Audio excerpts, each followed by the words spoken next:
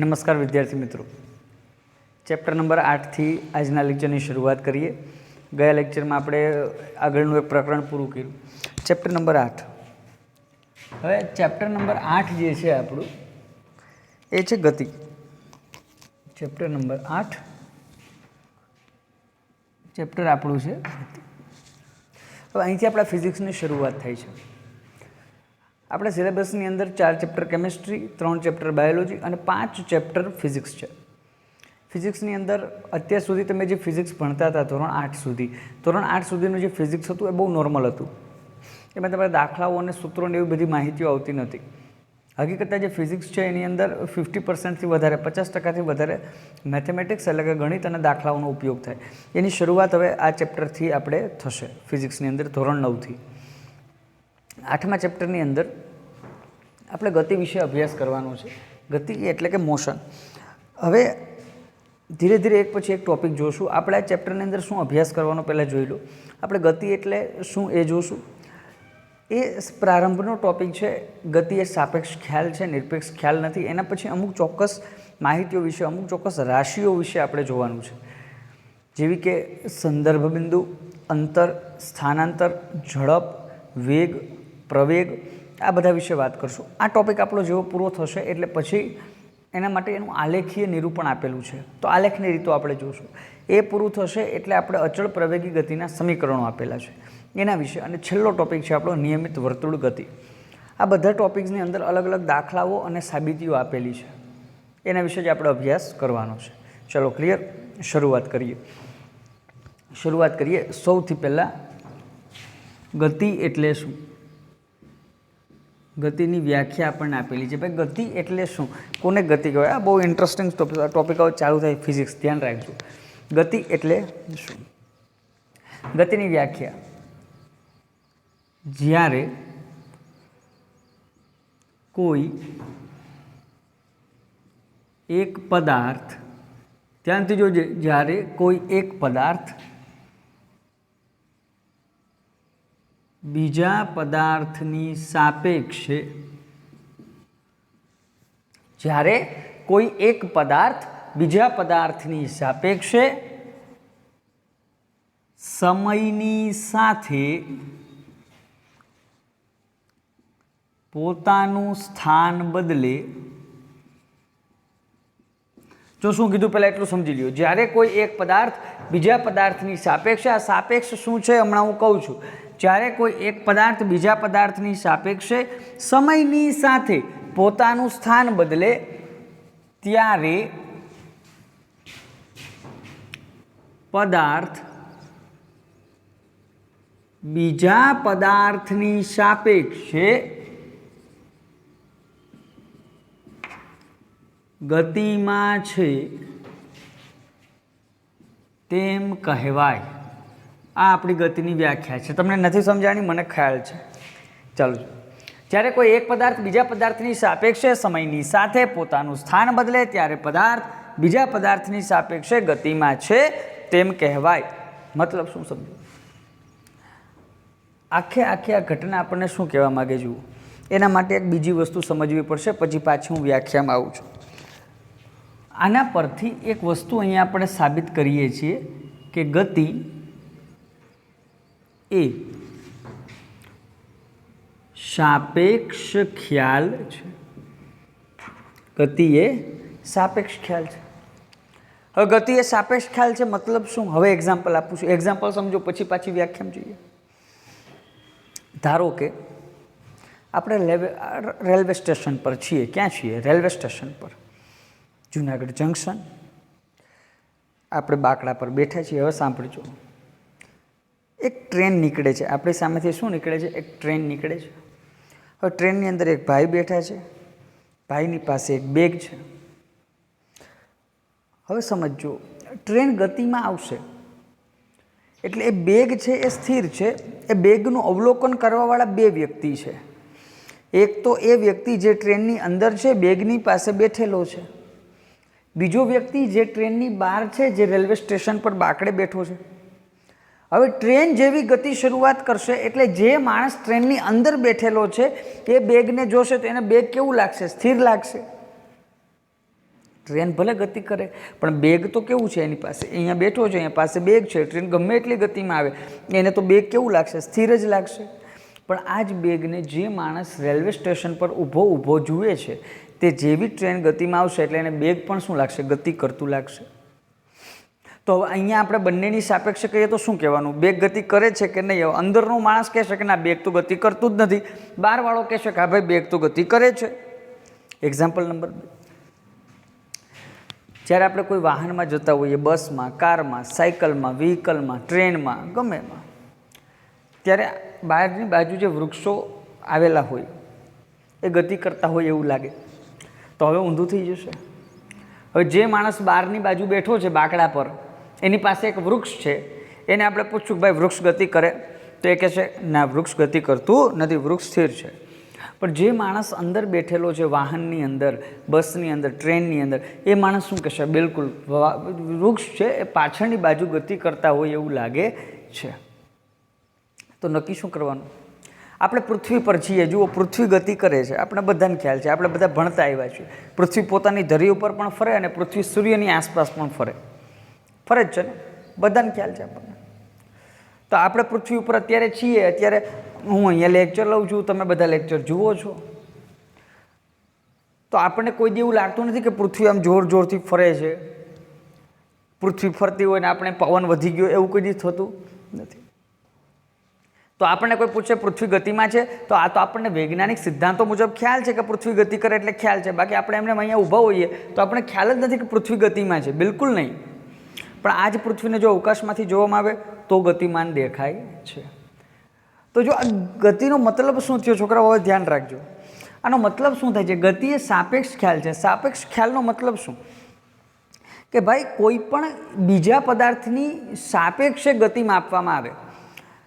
એટલે કે એક માણસ માટે કોઈ ગતિમાન પદાર્થ બીજા માટે સ્થિર હોઈ શકે, બીજા કોઈ માટે સ્થિર પદાર્થ કોઈ બીજા પદાર્થ માટે ગતિમાન હોઈ શકે. તો ગતિ એ નિરપેક્ષ ખ્યાલ નથી. નિરપેક્ષ ખ્યાલ એટલે શું? કે જે ચોક્કસ છે, હોય જ, એને કહેવાય નિરપેક્ષ ખ્યાલ. નિરપેક્ષ ખ્યાલની અંદર સંદર્ભ બિંદુ આવી શકે. ચાલો હું એમ કહું કે ભાઈ હું મારી ગતિની શરૂઆત જૂનાગઢથી કરું છું, તો આ જૂનાગઢ મારું સ્થાન છે, હું ત્યાંથી ગતિની શરૂઆત કરું, તો પછી જૂનાગઢ કેવો ખ્યાલ છે? નિરપેક્ષ ખ્યાલ. એ બધા માટે સમાન રહેશે. હું જૂનાગઢથી ગતિની શરૂઆત કરું, બીજો કોઈ આવે તો હું કહું કે જૂનાગઢથી મેં ગતિની શરૂઆત કરી, તો જૂનાગઢ કેવો ખ્યાલ છે? નિરપેક્ષ ખ્યાલ. ત્યાં સ્થિર ને ગતિમાનનું જોવાનું નથી, કારણ કે આપણે શરૂઆત બિંદુ લઈએ છીએ. શું લઈએ છીએ? શરૂઆત બિંદુ. તો એ ચોક્કસ છે. પરંતુ ગતિ છે બધા પદાર્થો માટે અલગ અલગ સાપેક્ષ રીતે હોઈ શકે. એક પદાર્થ માટે સ્થિર પદાર્થ, બીજા માટે ગતિમાન હોઈ શકે. તો માટે ગતિ એ સાપેક્ષ ખ્યાલ છે, એટલે કે દરેક પદાર્થ માટે એ અલગ અલગ રીતે જોઈ શકાય. સમજાણું કે નહીં? અહીંયા આપણે જોઈએ છીએ કે ભાઈ તારાઓ કેમાં છે? ગતિમાં છે. આપણે કહેતા હતા શા માટે? કારણ કે પૃથ્વી છે પરિક્રમણ કરે છે. તો અહીંયા આપણે ખ્યાલ છે કે ભાઈ પૃથ્વી પરિક્રમણ કરે એટલે હકીકતે તારાઓ ગતિમાં નથી. કોણ ગતિમાં છે? પૃથ્વી ગતિમાં છે. તો જે તારાઓ છે એ પણ ગતિમાં જ છે. સમજાય કે નહીં? હકીકતે દુનિયાનો દરેક પદાર્થ ગતિ કરે. દુનિયાનો દરેક પદાર્થ ગતિ કરે. કોઈ પદાર્થ એવો નથી જે ગતિમાં ના હોય. આપણે કીધું તો પેલા જે દ્રવ્ય છે એના નાના નાના કણો હોય. દ્રવ્યના શું હોય? નાના નાના કણો. આપણે આના પહેલાના ચેપ્ટરમાં ભણી ગયા ને કેમેસ્ટ્રીમાં, તો આપણે એવું કહેતા હતા કે કણો છે હંમેશા શું હોય? ગતિમાં હોય. થોડી ઘણી ગતિ તો એની પાસે હોય ને એના માટે લાક્ષણિકતા ભણી ગયા. દ્રવ્યના કણો ગતિશીલ હોય છે, તો થોડી ઘણી ગતિ તો એ લોકો પણ કરે. હવે કણની અંદર પાછા પરમાણુ આવેલા હોય, પરમાણુની અંદર આવેલા હોય ઇલેક્ટ્રોન. એ આપણે કેમેસ્ટ્રીમાં જોશું. તો જે આપણને દેખાતા નથી એ પણ શું કરે? કે ઇલેક્ટ્રોન પણ ગતિ કરે છે. ઇલેક્ટ્રોનથી ઉપર આવીએ તો અહીંયા આપણે જે કોઈ પણ સજીવ પદાર્થો છે એ પણ ગતિમાં છે. વનસ્પતિની ડાળીઓ ગતિમાં છે, એના પર્ણો છે એ ગતિમાં છે. પૃથ્વી આખી ગતિ કરે છે. ચંદ્ર પૃથ્વીની આસપાસ ગતિ કરે, પૃથ્વી સૂર્યની આસપાસ ગતિ કરે. સૂર્ય જેવા તારાઓ છે એ આકાશગંગાના કેન્દ્રની ફરતે ગતિ કરે. આકાશગંગાઓ છે બ્રહ્માંડના કોઈ કેન્દ્રની આસપાસ ગતિ કરે છે. દુનિયાનો દરેક પદાર્થ શું છે? ગતિમાં. અને ગતિ કેવો ખ્યાલ છે? સાપેક્ષ ખ્યાલ. આપણી આખી આકાશગંગા ફરતી હશે, આપણને ખબર નથી, આપણે અવલોકન કરી શકતા નથી. પણ જો ધારો કે અવકાશમાં પહોંચી ગયા, ટેકનોલોજીને લીધે ક્યાં પહોંચી ગયા? અવકાશમાં પહોંચી ગયા, તો પછી શું થાય? અવકાશમાં જ્યારે આપણે પહોંચી જશું ત્યારે પછી આપણને આખી આકાશગંગાઓ આમ ફરતી ફરતી દેખાશે કે નહીં?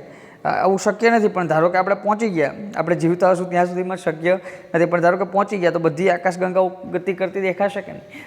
તો ભાઈ જેમ પદાર્થનું સ્થાન બદલતું જાય અને જેમ પદાર્થનું અવલોકન કાર જે બદલતો જાય એના લીધે ગતિની જે ગતિ છે એનો ખ્યાલ આવે. માટે ગતિ એ કેવો ખ્યાલ છે? સાપેક્ષ ખ્યાલ છે. સમજો? નિરપેક્ષ એટલે બધા માટે સમાન હોય એને નિરપેક્ષ કહેવાય. કોઈ માટે ફેરફાર જ નહીં. એનો મતલબ એમ કે બેગ હોય તો એ જે ટ્રેનની અંદર બેઠો એને પણ ગતિમાં દેખાવું જોઈએ, બહારવાળાને પણ ગતિમાં દેખાવું જોઈએ, તો નિરપેક્ષ ખ્યાલ કહેવાય. બધા માટે સમાન. પણ ગતિ બધા માટે સમાન ખ્યાલ છે નહીં, બધાને અલગ અલગ રીતે અવલોકિત થાય. તો ગતિ એ સાપેક્ષ ખ્યાલ છે. હવે આ સમજો પાછું. જ્યારે કોઈ એક પદાર્થ બીજા પદાર્થની સાપેક્ષે સમયની સાથે પોતાનું સ્થાન બદલે ત્યારે પદાર્થ બીજા પદાર્થની સાપેક્ષે ગતિમાં છે તેમ કહેવાય. હવે આનો મતલબ શું? જ્યારે કોઈ એક પદાર્થ બીજા પદાર્થની સાપેક્ષે સમયની સાથે પોતાનું સ્થાન બદલે. ધારો કે હું અહીંયા બાકડા ઉપર બેઠો છું. ક્યાં બેઠો છું? બાકડા પર. બાકડો નથી પણ ઇમેજ ધારી લઈએ. હું બાકડા ઉપર બેઠો છું, સામેથી એક ટ્રેન નીકળે છે. હવે ટ્રેનની અંદર એક બેગ છે. મેં હમણાં કીધું એમ ટ્રેનની અંદર શું છે? એક બેગ. હું રેલવે સ્ટેશને બાકડા ઉપર બેઠો છું. સામેથી એક ટ્રેન નીકળે. ટ્રેનની અંદર શું છે? બેગ છે. બરોબર. હવે જ્યારે કોઈ એક પદાર્થ બીજા પદાર્થની સાપેક્ષે, હવે જ્યારે કોઈ એક પદાર્થ એટલે કોણ? ઓલું બેગ. એક પદાર્થ એટલે કોણ? બેગ. જ્યારે કોઈ એક પદાર્થ એટલે કે બેગ બીજા પદાર્થની સાપેક્ષે એટલે કે મારી સાપેક્ષે, હું બીજો પદાર્થ છું. જ્યારે કોઈ એક પદાર્થ બીજા પદાર્થની સાપેક્ષે સમયની સાથે પોતાનું સ્થાન બદલે. સમય અગત્યની રાશિ છે. આખા ગતિના ચેપ્ટરમાં એક પણ સૂત્ર એવું નહીં હોય છોકરાઓ જે સમયનો ઉપયોગ નહીં થાય. સમય સૌથી અગત્યની રાશિ છે. જ્યારે કોઈ એક પદાર્થ બીજા પદાર્થની સાપેક્ષે, એક પદાર્થ એટલે બેગ, બીજો પદાર્થ એટલે હું. જ્યારે કોઈ એક પદાર્થ એટલે કે બેગ બીજા પદાર્થની સાપેક્ષે એટલે મારી સાપેક્ષે સમયની સાથે એટલે કે થોડા ઘણા સમયમાં પોતાનું સ્થાન બદલે. બેગ સ્થાન બદલશે કે નહીં? પહેલી સેકન્ડે અહીંયા હશે, બીજી સેકન્ડે અહીંયા પહોંચશે, ત્રીજી સેકન્ડે અહીંયા પહોંચશે. સમયની સાથે પોતાનું સ્થાન બદલે ત્યારે પદાર્થ એટલે કે બેગ બીજા પદાર્થની સાપેક્ષે એટલે કે મારી સાપેક્ષે ગતિમાં છે તેમ કહેવાય. ટૂંકમાં બેગ છે એ એક પદાર્થ છે, હું બીજો પદાર્થ છું. બેગ છે એ મારી સાપેક્ષે, મારી વાત કરું છું, ટ્રેનની અંદર માણસો બેઠા એની વાત નથી થતી. બેગ છે એ મારી સાપેક્ષે સમયની સાથે પોતાનું સ્થાન બદલે, એક સ્થાનથી બીજા સ્થાને પહોંચે ત્યારે હું શું કહીશ? બેગ ગતિમાં છે તેમ કહેવાય. બસ આ છે આપણે ગતિની વ્યાખ્યા. ચલો ક્લિયર. જ્યારે કોઈ એક પદાર્થ બીજા પદાર્થની સાપેક્ષે સમયની સાથે પોતાનું સ્થાન બદલે ત્યારે પદાર્થ બીજા પદાર્થની સાપેક્ષે ગતિમાં છે તેમ કહેવાય. ચલો ક્લિયર. ગતિ કેવું ખ્યાલ છે? સાપેક્ષ ખ્યાલ છે. ચલો સમજાઈ ગયું એટલું? બરાબર. આ એટલું આપણે કન્ફર્મ એકદમ ક્લિયર કરવાનું હતું. ગતિ એ સાપેક્ષ ખ્યાલ છે આપણને સમજાઈ ગયું. આના આપણે બીજા એક્ઝામ્પલ પણ ઘણા બધા જોઈ શકીએ. બીજા એક્ઝામ્પલની અંદર જ્યારે કોઈ આપણે ઘણા બધા એમાં એક્ઝામ્પલો આપણે અઢળક આપેલા ટેક્સ્ટબુકની અંદર. બસમાંથી વૃક્ષોનું અવલોકન એ પણ સાપેક્ષ ખ્યાલની અંદર આવશે. જ્યારે આપણે કોઈ પણ સેટેલાઇટ છે તરતા મૂકીએ છીએ, બરાબર, તો સેટેલાઇટ જે છે આપણને સામાન્ય રીતે દેખાતા નથી, પણ એ જ સેટેલાઇટ અવકાશની અંદર તરતા હશે ત્યારે શું થશે? તો કે સેટેલાઇટ ઉપર અથવા ઉપર જે સ્પેસ સ્ટેશન આપણે મૂકીએ છીએ, સ્પેસ સ્ટેશન એટલે તમને ખ્યાલ છે, આપણે વાત લગભગ 8મા ધોરણમાં લગભગ ચેપ્ટર નંબર 17 બ્રહ્માંડ વિશે જ હતું. સેટેલાઇટ જે આપણે તરતા મૂકીએ અથવા સ્પેસ સ્ટેશન જે તરતા મૂકીએ, એ સ્પેસ સ્ટેશનની અંદર ઘણા બધા વૈજ્ઞાનિકો રહે છે. તો હવે ધ્યાન રાખજો. હવે સ્પેસ સ્ટેશનની અંદર ઘણા બધા વૈજ્ઞાનિકો રહે છે. હવે શું થશે જુઓ, અહીંયા આપણી આ પૃથ્વી છે, અર્થ, અહીંયા છે આપણું space station SS space station. હવે અહીંયા આપણે માણસો રહીએ છીએ, અહીંયા સ્પેસ સ્ટેશનની અંદર અમુક અવકાશ યાત્રીઓ હશે. હવે શું થશે જુઓ, આ સ્પેસ સ્ટેશન, અહીંયા જે અવકાશ યાત્રીઓ છે સ્પેસ સ્ટેશનમાં, એને તો આ સ્પેસ સ્ટેશન કેવું લાગશે? સ્થિર જ લાગશે. સ્પેસ સ્ટેશનની અંદર રહેશે, એને કોઈ દિવસ એવું નહીં લાગે કે આપણું સ્પેસ સ્ટેશન ગતિ કરે છે. એ લોકો અંદર છે તો એને તો આ સ્પેસ સ્ટેશન સ્થિર જ લાગે છે. પણ જ્યારે આપણે અહીંથી ટેલિસ્કોપ વડે જોશું તો આપણે શું, આપણે ચોખ્ખો ખ્યાલ આવે કે ભાઈ સ્પેસ સ્ટેશન શું કરે? ગતિ કરે છે. તો અહીંયા પણ શું ખ્યાલ આવ્યો? નિરપેક્ષ ખ્યાલ આવ્યો. એક પદાર્થને એવું લાગે કે ભાઈ સ્થિર છે, એક પદાર્થને એવું લાગે કે ભાઈ આ ગતિમાં છે. તો આ જ જે વસ્તુ છે એને આપણે સાપેક્ષ ખ્યાલ તરીકે ઓળખીએ છીએ. ચલો ક્લિયર. તો આ તો આપણું ગતિ એ સાપેક્ષ ખ્યાલ છે. અગત્યનો મુદ્દો છે, યાદ રાખજો. હવે જેવો આ મુદ્દો પૂરો થાય એના પછી આપણો બીજો મુદ્દો આવે છે અને એ છે સંદર્ભ બિંદુ. બીજો મુદ્દો કયો આવે છે? સંદર્ભ બિંદુ.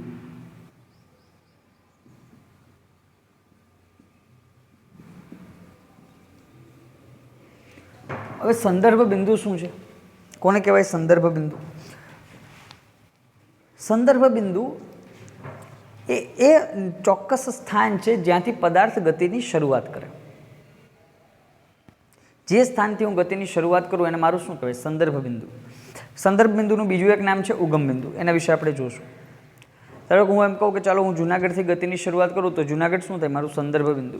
હું એમ કહું ચાલો આપણે ઝાંઝણા બાયપાસથી ગતિની શરૂઆત કરું તો એ શું થાય? મારું સંદર્ભ બિંદુ.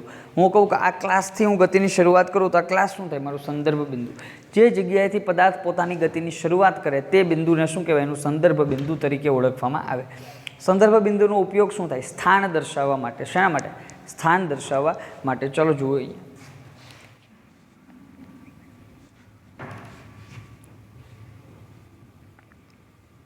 પદાર્થ જે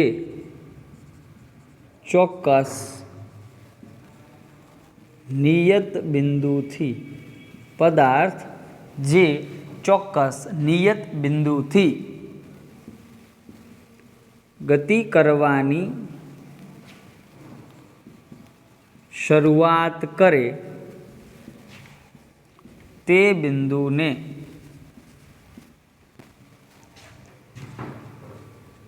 સંદર્ભ બિંદુ કહે છે. જો છોકરો પદાર્થ જે ચોક્કસ નિયત બિંદુથી કોઈ ચોક્કસ એક બિંદુ છે ત્યાંથી ગતિ કરવાની શરૂઆત કરે તે બિંદુને શું કહેવાય? સંદર્ભ બિંદુ તરીકે ઓળખવામાં આવે. હવે આ જે સંદર્ભ બિંદુ છે એ શું ઘટના? જો આખી સંદર્ભ બિંદુ છે નિરપેક્ષ ખ્યાલ છે. કેવો ખ્યાલ છે? નિરપેક્ષ. ગતિ એ સાપેક્ષ ખ્યાલ છે. ગતિની શરૂઆત સંદર્ભ બિંદુથી થાય. સંદર્ભ બિંદુ નિરપેક્ષ ખ્યાલ છે. કઈ રીતે નિરપેક્ષ ખ્યાલ છે? ધારો કે પૃથ્વી છે. પૃથ્વી ગતિમાં આપણને બધાને ખ્યાલ છે. અને બીજું જે અવકાશી પદાર્થો છે એનો પ્રારંભિક વેગ u = 0 હોય, એ આગળ કહીશું. તો આનું આપણે કોઈ ચોક્કસ સ્થાન નથી પૃથ્વીનું કે ભાઈ પૃથ્વીએ આ બિંદુથી ગતિની શરૂઆત કરી, એવું કોઈ બિંદુ નથી. તો આપણે એના માટે ના લઈ શકીએ. પણ ધારો કે ટ્રેન છે. હવે ટ્રેન આપણે જુનાગઢથી ઉપડે છે, બરાબર? જુનાગઢથી ગતિ શરૂઆત કરે અને રાજકોટ જઈને ઊભી રહી જાય. ક્યાંથી ગતિની શરૂઆત કરી? જુનાગઢથી. ક્યાં જઈને ઊભી રહી ગઈ? રાજકોટથી. તો હવે ધારો કે વચ્ચે કોઈ પણ સ્ટેશન આવે જુનાગઢ રાજકોટની વચ્ચે, તો એ જગ્યાએ ગતિ તો સાપેક્ષ જ રહેશે કે નહીં? અંદરના માણસોને બેગ સ્થિર લાગશે, બહારના માણસોને ગતિમાં લાગશે. એ તો ચોક્કસ વસ્તુ છે, એમાં તો કોઈ વસ્તુ અલગ છે નહીં. તો ગતિ તો સાપેક્ષ જ છે. પરંતુ કોઈ પણ જગ્યાએ કોઈ માણસ પૂછશે કે ભાઈ ટ્રેન ક્યાંથી ઉપડી, ટ્રેન ક્યાંથી શરૂ થઈ, તો બધા શું કહેશે? જુનાગઢ. તો આ શું થયું? સંદર્ભ બિંદુ હંમેશા કેવું હોય? નિરપેક્ષ ખ્યાલ છે, બરાબર? એ કોઈ દિવસ બદલાતું નથી. તો ભાઈ સંદર્ભ બિંદુ એક તો નિરપેક્ષ ખ્યાલ છે. લખી જ નાખું છું. સંદર્ભ બિંદુ નિરપેક્ષ હોય, બરાબર? સંદર્ભ બિંદુ નિરપેક્ષ ખ્યાલ છે. અને આના સિવાય સંદર્ભ બિંદુ છે એ પદાર્થનું સ્થાન દર્શાવવા માટે ઉપયોગી છે. સંદર્ભ બિંદુ શેના માટે ઉપયોગી છે? સંદર્ભ બિંદુ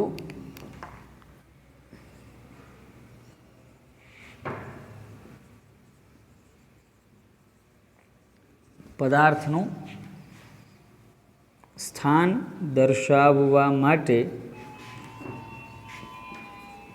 ઉપયોગી છે.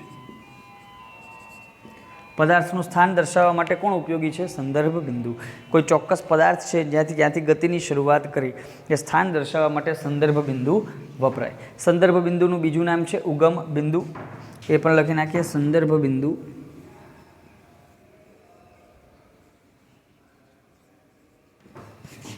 ઉગમ બિંદુ તરીકે પણ ઓળખાય. સંદર્ભ બિંદુ છે એને ઉગમ બિંદુ તરીકે પણ ઓળખાય. અને જે સંદર્ભ બિંદુ છે એ સ્થાન દર્શાવવા માટે વપરાય. એવામાં 3-4 વસ્તુ આવે છોકરાઓ. એક તો જુઓ, અમે સ્થાન દર્શાવવું હોય ને તો સંદર્ભ બિંદુ વડે શું દર્શાવી શકાય? વસ્તુનું સ્થાન દર્શાવી શકાય. પછી સ્થાન દર્શાવવા માટે પછી 3 શરતો છે કે ભાઈ સ્થાન દર્શાવવા માટે સંદર્ભ બિંદુથી જે ચોક્કસ પદાર્થ છે એનું અંતર, કે ભાઈ સંદર્ભ બિંદુથી તમારે કેટલે દૂર જવું, અને સંદર્ભ બિંદુથી પદાર્થની દિશા. પણ એ બધી વસ્તુઓ તમારે આગળ આવશે 11 સાયન્સની અંદર. અત્યારે આપણે એટલું ડીપમાં જવાનું નથી. અત્યારે આપણે એટલું સમજવાનું છે પદાર્થ જે ચોક્કસ નિયત બિંદુથી ગતિ કરવાની શરૂઆત કરે એને સંદર્ભ બિંદુ કહેવાય. સંદર્ભ બિંદુ છે નિરપેક્ષ હોય. સંદર્ભ બિંદુ પદાર્થનું સ્થાન દર્શાવવા વપરાય. અને સંદર્ભ બિંદુને ઉગમ બિંદુ તરીકે પણ ઓળખવામાં આવે છે. આ 4 મુદ્દાઓ અત્યારે આપણે સંદર્ભ બિંદુ વિશે જોવાના છે. ચલો સમજાઈ ગયું? આ છે ગતિ, આ છે આપણું સંદર્ભ બિંદુ. ચલો 2 વસ્તુ ક્લિયર. ચલો આ જે નોટ કરી લો, પછી આગળ જઈએ.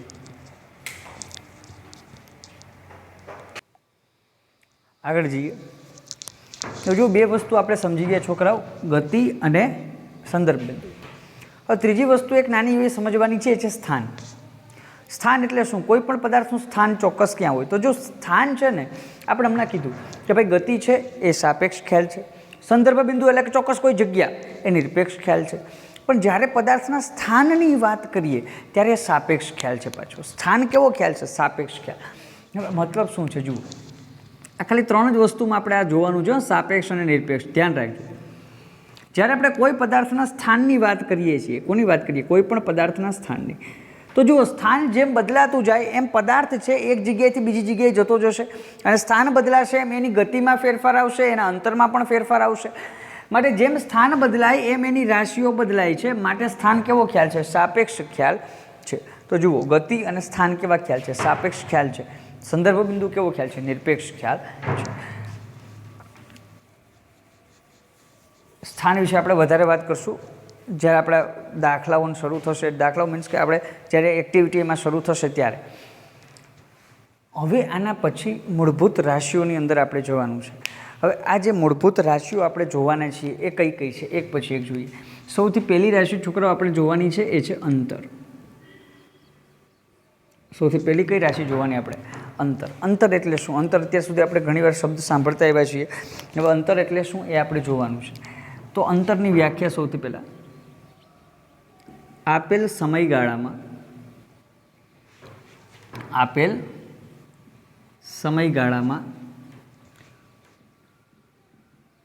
પદાર્થે કાપેલ ગતિપથની કુલ લંબાઈને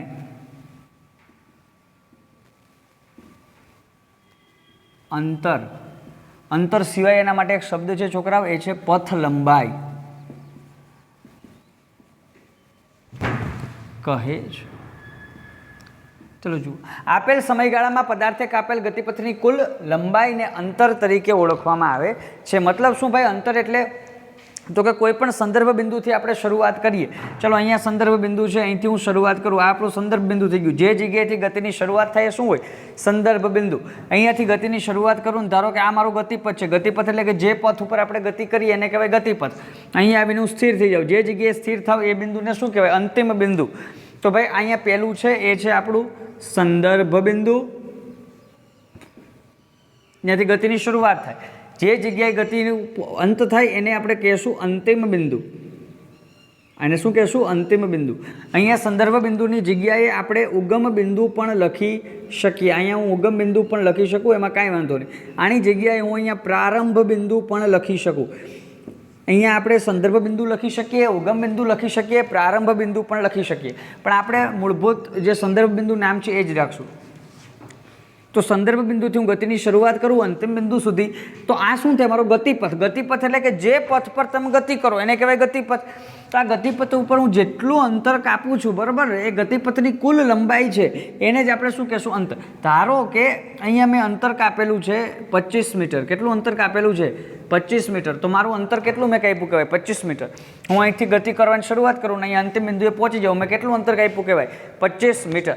તો હવે હું અહીંથી પહેલાં અહીં બિંદુથી શરૂ કરીને અહીંયા આવી જાઉં ને અહીંથી પાછો અહીંયા પહોંચી જાઉં, ડબલ હેડર. અહીંથી પાછો અહીંયા ને અહીંથી પાછો અહીંયા. તો કેટલું અંતર કાપ્યું? 25 50 મીટર. બસ આ જ વસ્તુ છે. આપેલ સમયગાળામાં પદાર્થે કાપેલ ગતિપથની કુલ લંબાઈને અંતર તરીકે ઓળખવામાં આવે છે. ચલો સમજાઈ ગયું આ અંતર એટલે શું?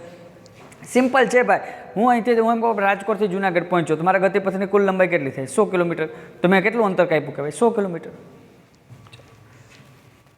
હવે અંતર છે શેમાં માપવામાં આવે? એટલે કે અંતરનો એસઆઈ યુનિટ. અંતરનો એસઆઈ એકમ.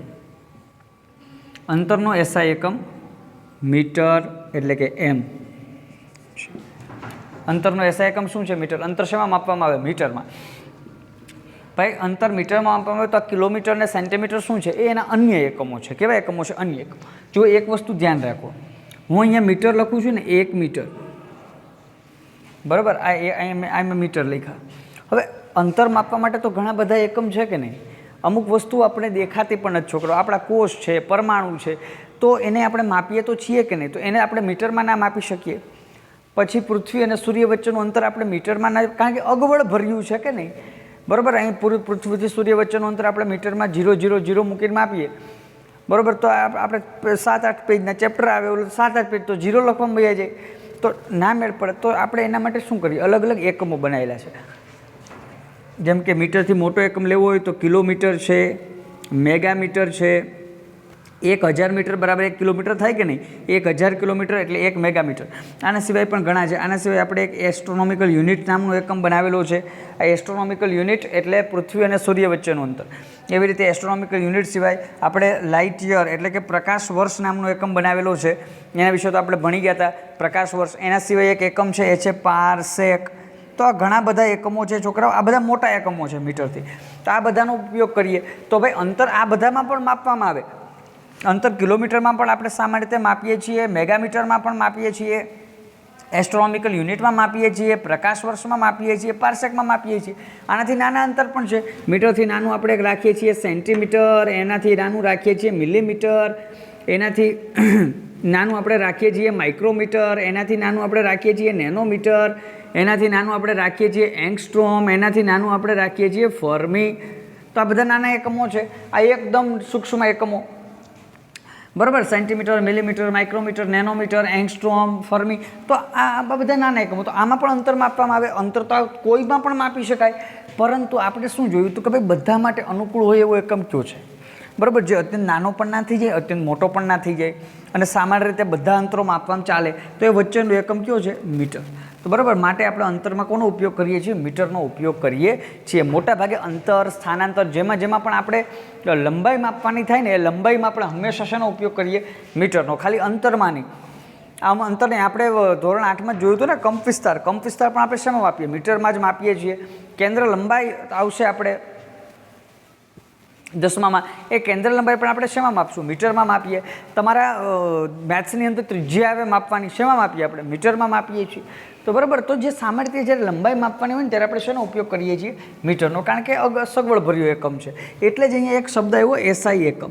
હવે આ એસઆઈ એકમ શું છે? જુઓ, દુનિયામાં ઘણા બધા એકમ છે અલગ અલગ. એસઆઈ એકમ પદ્ધતિ છે, સીજીએસ એકમ પદ્ધતિ છે, MKS પદ્ધતિ છે, બરાબર. ઘણી બધી પદ્ધતિઓ છે, પણ આપણે એસઆઈનો શા માટે ઉપયોગ કરીએ? કારણ એ છે કે સીજીએસમાં શું હોય? એમાં સેન્ટીમીટર ને ગ્રામ ને એવું બધું લેવાય, તો એ તો બહુ નાનું પડે, બરાબર. MKSમાં બીજી વસ્તુનો પ્રોબ્લેમ આવે. એસઆઈ એકમ શું છે?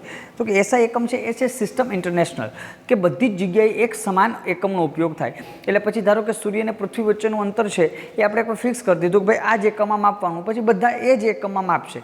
કોઈ પણ જર્નલ આવશે, કોઈ પણ વસ્તુ સાયન્સ રિલેટેડ આવશે, તો બધામાં શેમાં માપેલું હશે? મીટરમાં. તો એટલા માટે આપણે બધી જ રાશિઓમાં એક એવી ચોક્કસ વસ્તુ એક નિશ્ચિત કરી કે ભાઈ તમે બધા અંતર ગમે એમાં લો, પણ જ્યારે આપણે ઇન્ટરનેશનલી વાત કરીએ છીએ, બરાબર, વૈશ્વિક રીતે વાત કરીએ, ત્યારે હંમેશા કોઈ પણ અંતર છે કે કોઈ પણ બીજી સમય છે, એ બધું એના એસઆઈ એકમ મુજબ દર્શાવવું. તો એટલા માટે અહીંયા આપણે એસઆઈ એકમ આપણે છોકરાઓ બહુ વધારે આવશે, એટલે ધ્યાન રાખજો. તો અંતરનો એસઆઈ એકમ કયો છે? મીટર છે. ચલો કમ્પ્લીટ. અંતરનો એસઆઈ એકમ મીટર છે. હવે આના પછી આવે છે સ્થાનાંતર. હવે સ્થાનાંતર અને અંતર બે વચ્ચે તફાવત પણ સમજવાનો છે, અને સ્થાનાંતર એટલે શું એ પણ સમજવાનું છે. એમાં તો આપણે આખો એક કંઈ મોટો આખો એક ગ્રાફ દોરીને એના દાખલા પણ ગણશું આવતા લેક્ચરમાં, અત્યારે નહીં, બરાબર, કારણ કે એ ભેગો ટોપિક છે મોટો. આજના લેક્ચરમાં અહીંયા સુધી રાખીએ. આજના લેક્ચરમાં શું જોયું? ગતિ, સંદર્ભ બિંદુ અને અંતર. અંતરની અંદર આ વચ્ચેનું કાંઈ આવું ડ્રો કરવાની તમારે જરૂર નથી. તમારે ખાલી વ્યાખ્યા અને એસઆઈ એકમ, બસ બે જ વસ્તુ જોવાની છે. એના સિવાય બીજું કંઈ વધારાનું જોવાનું નથી. ચલો ક્લિયર? આજના લેક્ચરમાં આટલું. આવતા લેક્ચરમાં મળીએ.